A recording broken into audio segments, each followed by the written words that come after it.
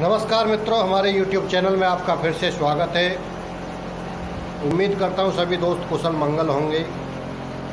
आज हम बात करते हैं कि हमें मांस खाना चाहिए या नहीं खाना चाहिए, मांस खाने में पाप है या नहीं है। कई धर्मों के लोग तो यह कहते हैं कि उनकी जो धार्मिक पुस्तकें हैं उनमें मांस खाना लिखा हुआ है कि मांस खा सकते हैं। इसलिए मैं किसी धर्म पर टिप्पणी न करते हुए और मैं किसी इस वीडियो के माध्यम से ना किसी की भावनाओं को ठेस पहुंचाना चाहता हूं। यदि किसी की भावना को ठेस पहुंचे तो मैं उनसे क्षमा प्रार्थी भी हूं। अब मैं सिर्फ अपने धर्म पर ही आधारित कुछ बातें बताना चाहता हूं। जैसे कि रामायण है तो हमारे हिंदुस्तान में वाल्मीकि रामायण के अलावा करीब 28-30 प्रकार की रामायणों की रचना और की गई है। तो ये रामायणों की रचना किसने की? वाल्मीकि रामायण ने, तो वाल्मीकि जी ने की, तुलसीदास जी ने की। बाकी जो 28 प्रकार की रामायण हैं वो किसी न किसी विद्वान ने या ज्ञानी पुरुष ने अपने अपने मत के अनुसार एक रामायण को पढ़ने के बाद उसी में से और कुछ ना कुछ शोध करके कुछ बातें बढ़ाई, कुछ घटाई और रामायण का एक पुस्तक बना दी रामायण की। इसी प्रकार से जो और भी पुस्तकें हैं, जो धार्मिक पुस्तकें हमारी, ये किसी न किसी विद्वान द्वारा लिखी गई हैं। भगवान श्री कृष्ण के द्वारा जो अपने मुख से बोली गई तो सिर्फ श्रीमद् भागवत गीता है। गीता का ज्ञान है जो भगवान श्री कृष्ण ने अर्जुन को दिया था।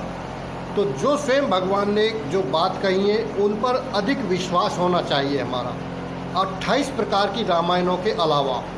क्योंकि 28 प्रकार की जो रामायण हैं उन रामायणों में किसी न किसी में यहाँ तक लिखा हुआ है कि भगवान राम जब वन में गए थे तो उन्होंने मांस खाया था।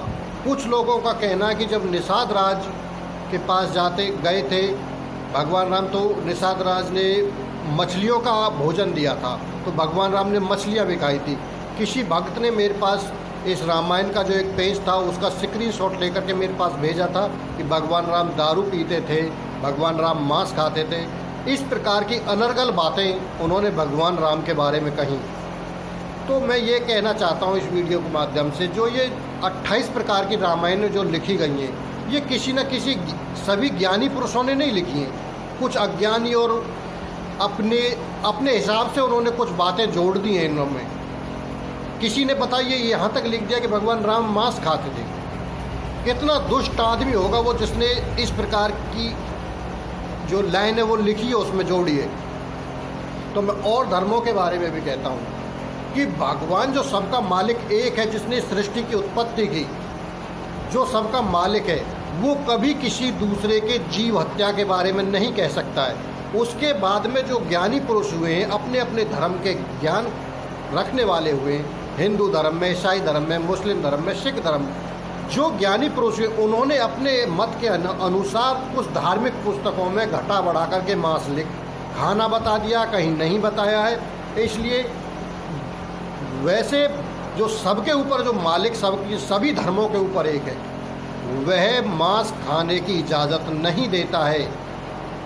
क्योंकि जीव हत्या एक पाप है, यह किसी धर्म पर निर्धारित नहीं करता है। चाहे कोई भी धर्म हो, हत्या हत्या होती है, पाप पाप होता है, हर धर्म में होता है। इसलिए मांस खाना, और वो भी अपनी भूख बुझाने के लिए। हमारी पृथ्वी पर सैकड़ों प्रकार के व्यंजन हैं, सब्जियां हैं, फल हैं, दूध से इतने अनेकों प्रकार के व्यंजन बन जाते हैं। क्या मांस ही रह गया खाने के लिए?